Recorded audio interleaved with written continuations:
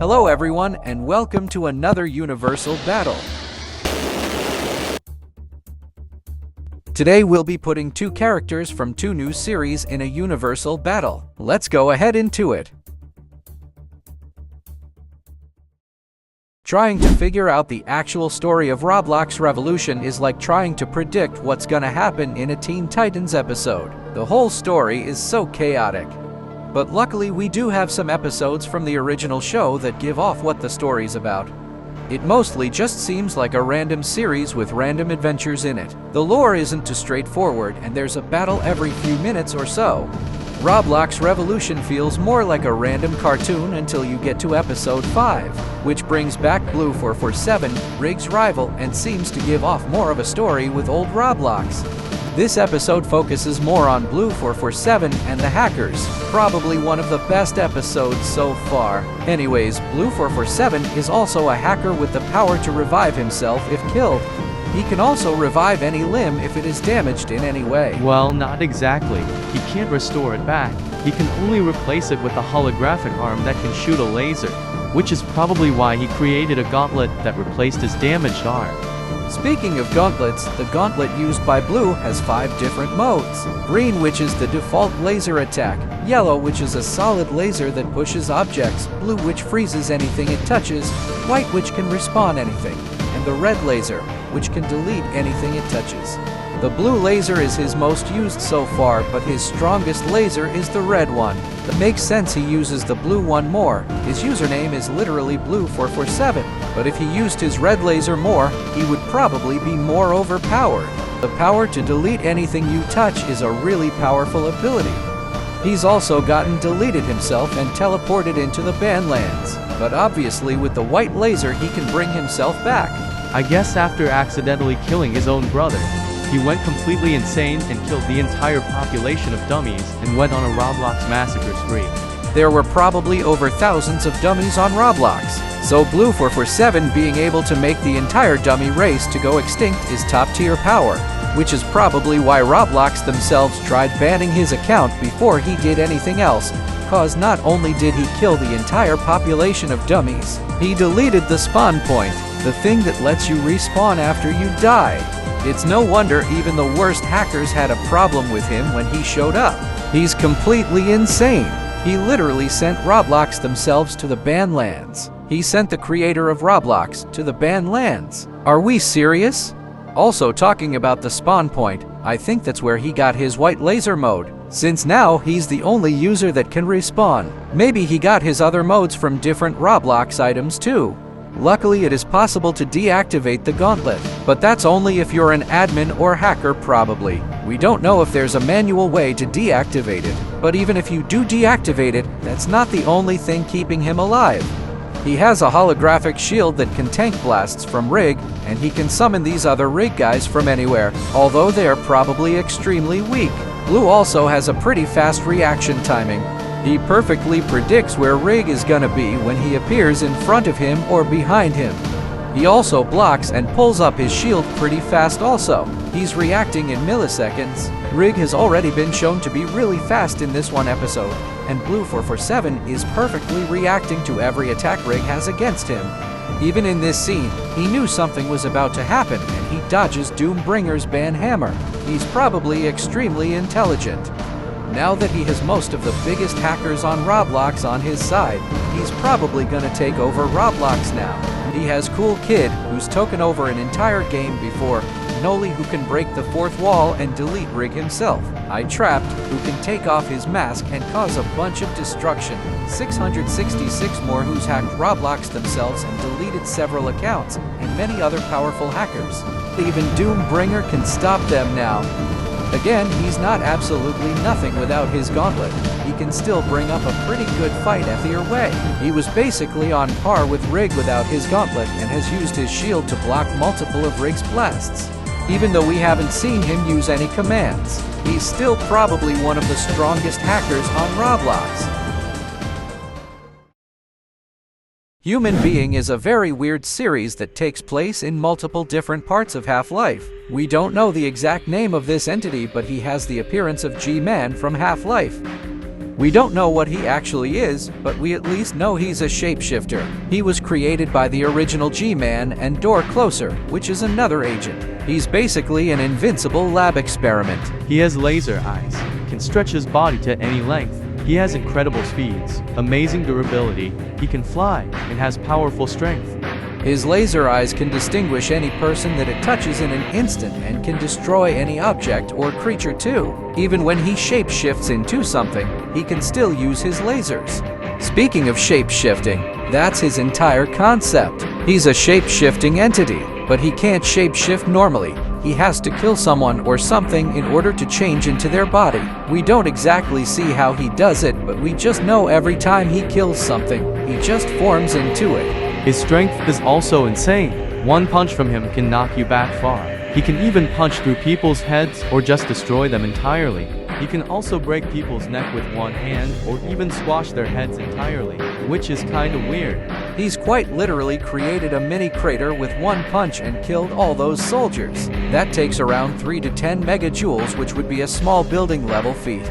He can also for some reason use the force to levitate people and squash people whenever he wants. He is genuinely stacked with abilities. He can speed blitz through multiple buildings and creatures without struggle, and can tank many laser blasts. And with the power to shapeshift, he can boost his strength even more depending on what he transforms into.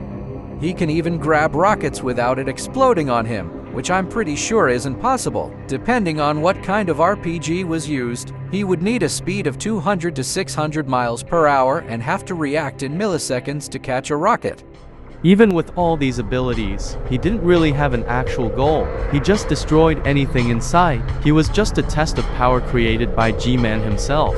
He didn't really have a true purpose in life. Until G-Man himself appeared. G-Man explained why the entity was created and what is next for his journey. He could either go to a whole new world or restart from the start if he didn't understand his true potential yet. Or even better, just kill G-Man and take his appearance.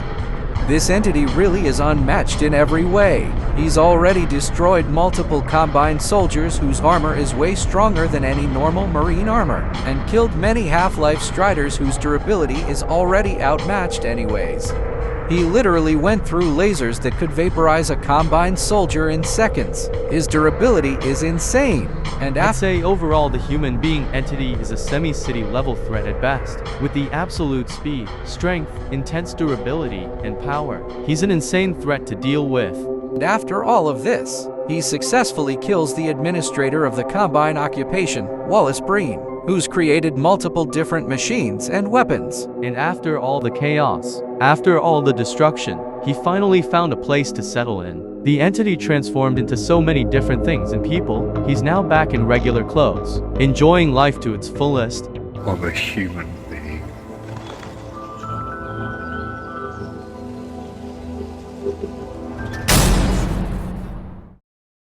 Alright, the stats and skills have been analyzed. We've studied everything about these characters. It's time to see who wins, a universal battle.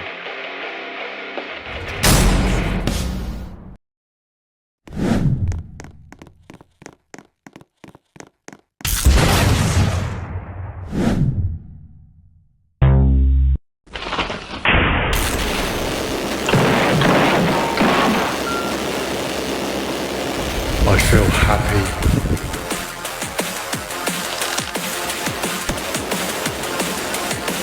I feel healthy.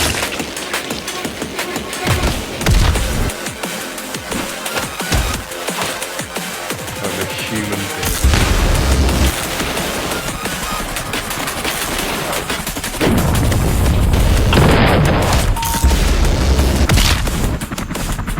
I feel happy.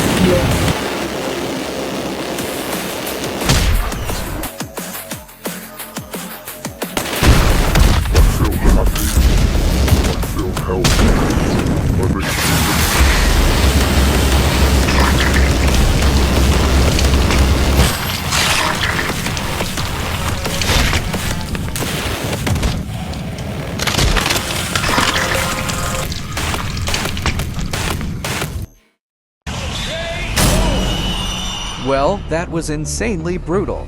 Even though the entity had a pretty big edge in durability, it didn't matter as long as Blue weakened him. The human being could tank almost anything that Blue447 hit him with except for his gauntlet. Blue could just send him to the Badlands and kill him there or just wipe him entirely. It's crazy cause the human being entity has shown way more stronger abilities than Blue. He's way faster than him in every way. Blue would already have a hard time trying to catch him with his blue laser. The human being could kill Blue in seconds. But that's kind of the issue. No matter how much damage the entity can inflict on him, Blue can just respawn himself back. Not even tearing him to dust would work. He can just come back like nothing happened. Human being could also try speed blitzing him, but Blue is fast enough to react in milliseconds, so not even that would work.